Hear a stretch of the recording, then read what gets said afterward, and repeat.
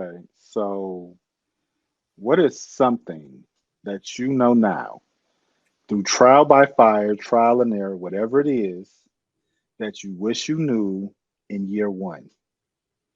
Ooh, year one, dreams and visions. I would say take a break. And all entrepreneurs, I know y'all, it's a lot.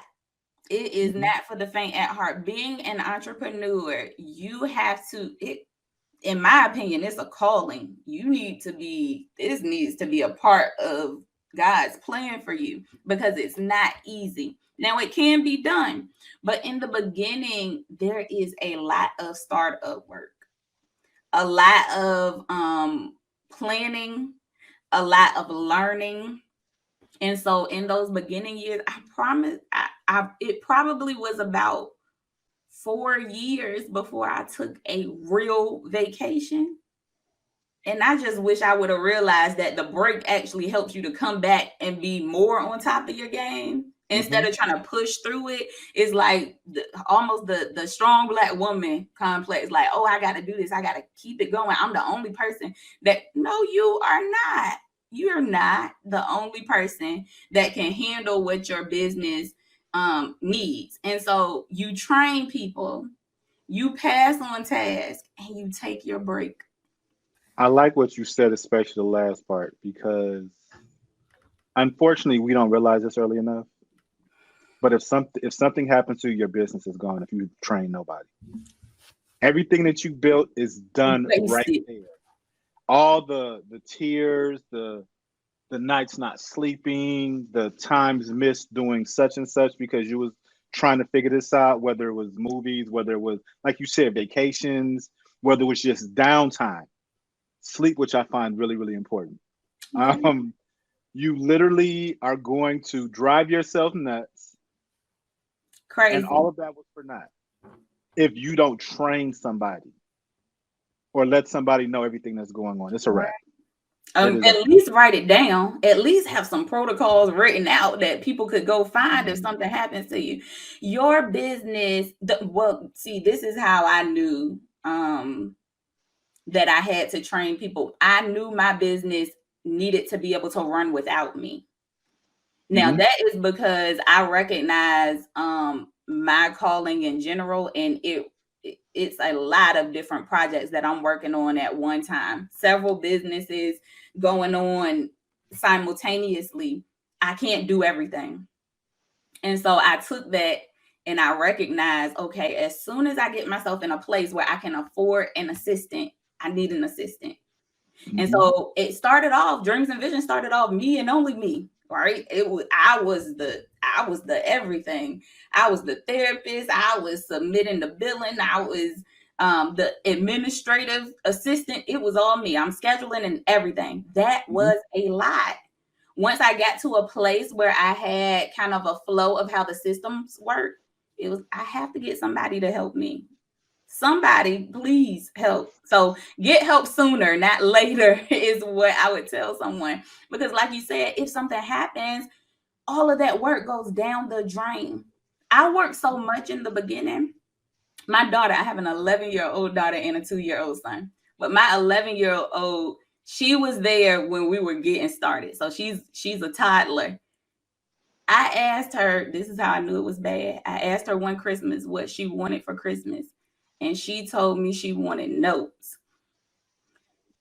I work so much, and she would ask me, "What are you doing?" I'm working on notes. Like, mommy, can we play? Not right now. I'm working on my notes. I'm doing documentation.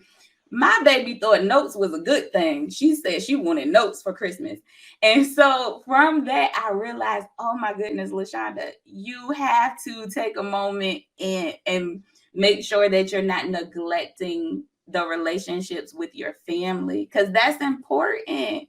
I'm grateful that my daughter has been able to see the fruit of my labor And now I don't have to work as much. I'm still definitely working, but I'm able to take the breaks and show up at the school and be there for the plays, and even take breaks sometimes.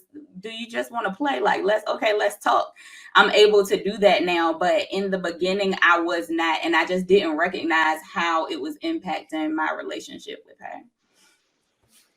I think that's something we all went through. Even if you're not a entrepreneur, you work. Let's say you work 9 to 5s are dead. Let's just be clear. You're working 9 to 6. You're working 9 to 7. Like, you know what I mean? Like everybody, no, there's very few 8 hour work weeks, right? Mm-hmm. You come home and you're tired, and you come home and it's like, I don't feel like playing. I don't feel like talking.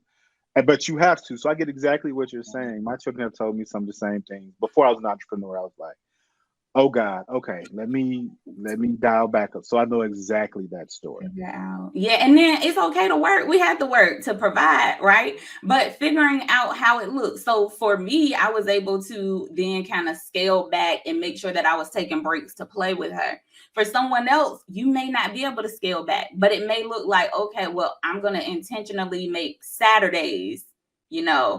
a day that I'm connecting with my children. Or what I do with my daughter is I do date night, mommy daughter dates.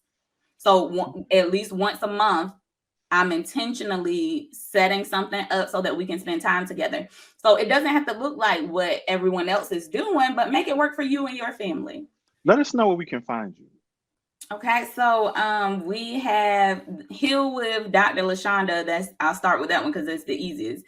Is Heal with Dr. LaShonda, LASHONDA.com. That's going to be my website. Also my handle for Instagram, and you can find me that way. And then if you are looking for dreams and visions, if you actually need services, or if you're a therapist looking for an opportunity and a safe environment to provide therapeutic services, check out Dreams and Visions, and that's going to be dreamsandvisionsatl.com. On Instagram, the handle is dreams underscore visions underscore, I'm sorry, dreams underscore and underscore visions underscore ATL. I'm sorry, that was a lot. But yes, just Google dreams and visions. You will find it. It'll pop up. But between dreams and visions and heal, feel free to reach out to me. I am more than willing to help in whatever way I can. I've been doing speaking engagements. Setting people up with other therapists when needed, because I can't take everybody myself. Okay. But I have some awesome therapists that work for me. So if you are looking for therapy services and struggling, please, we are here to help. Don't think you have to go through a struggle alone. And I know you were talking about entrepreneurship quite a bit. If you're an entrepreneur and you want ways to help your staff, or if you yourself want coaching and mentorship, I am open to that as well. I have a heart that follows servant leadership. How can I help you? Because I know that's going to then help you to help other people. So it's just all about taking a moment to figure out a plan. How can I help you? And then we'll make it happen. Okay. Okay. Well, thank you so much for your time today. I definitely appreciate it. No And I'm pretty problem. sure somebody heard something that's going to help them.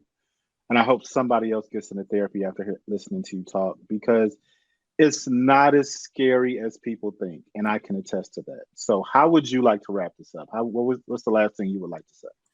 I have to go back to that, the stigma. Like you said, there are people still having pictures in their mind of what they've seen, maybe even in movies, like, oh, go lay on the couch.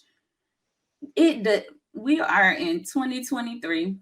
My practice right now is completely virtual. For your convenience, you can be in the comfort of your own home. You don't even have to come into an environment that you're not familiar with.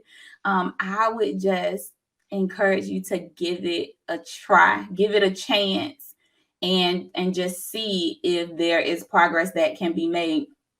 Heal for you, but for those parents out there, know that we also need you to heal for your babies. Uh, so if you need something bigger, like sometimes we